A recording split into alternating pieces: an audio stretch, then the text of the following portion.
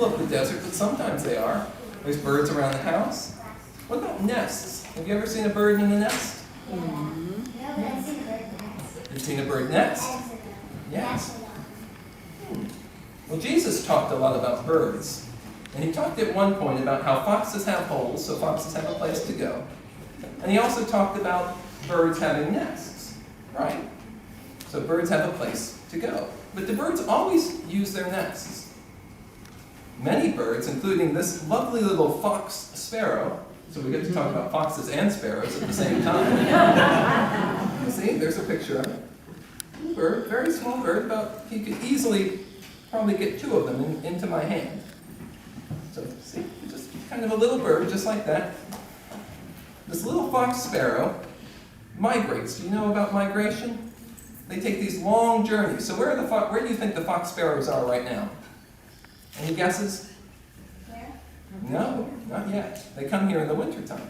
In the summertime, they're way up in the north of Canada, up in the Arctic. They're hiding way up in those fir trees, all up there, and that's where they're having their new little fox sparrows. And when they grow up and they become adults, they fly down south and they come to the warm confines of Maryland in the winter, because I'm told it gets warm here in the wintertime. Is that right? No, it doesn't. That's okay. They come down here because it's warmer than it is up in the northern parts of Canada, which is very cold.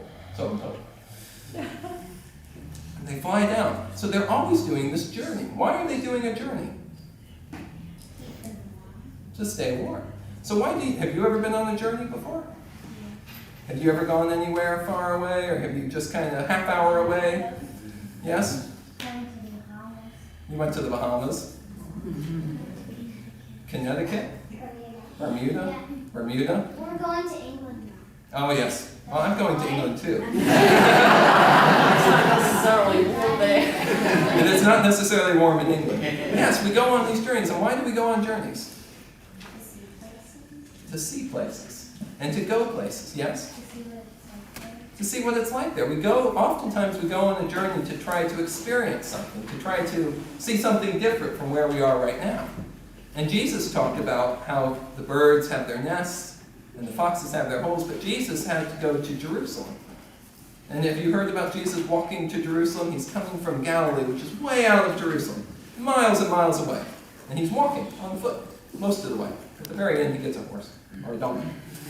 But most of the way, he's walking. And he's taking this very long journey because he wants to experience something different. And he wants to try to change it when he gets there. So he comes with these ideas and he goes and experiences something different. Is that why we go on journeys? I used to go on a lot of journeys as a kid. And my grandparents would take me every summer. They would pick me up in Florida and I'd hop into their van. And we would go all the way to Michigan, all the way to the upper part of Michigan. You know how far that is? About 1,000 miles, I think. I might be off a little bit. But 1,000 miles sitting in the car the entire time. What happens when you're on those trips? What questions do you ask? Are we there yet? Yep. Are we there yet?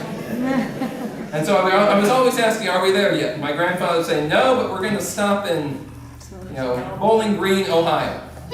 I'd say, okay, Bowling Green, Ohio. So as we're on the way to Bowling Green, Ohio, I'd look at the billboards and I'd say, what about that hotel? Because there would be a sign for these hotels in Bowling Green. He'd say, well, maybe not that one.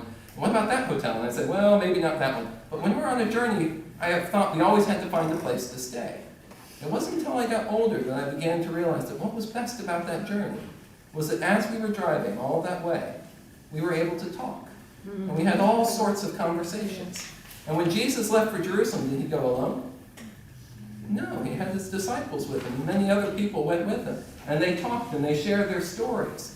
And it was just as important, as almost as important as where they were going, was the journey itself, not going somewhere. So when you go to these places, wherever it is you're going, we're always talking to one another. We're going together, and we get to share stories and get to learn so much about each other. So maybe that's the sort of thing we should be thinking about when we go on journeys. Shall we say a prayer? Let us pray. Holy God, we thank you for the friends that we have whenever we go on a journey. For our family, the friends that we make at the end, the friends that we make on the road, and for so many things we get to know. We thank you for the birds that get to fly around the world, and we thank you for being able to appreciate so many of them as they come north to here or come south to here in the wintertime. We thank you for so many different journeys that we are able to participate in. Amen.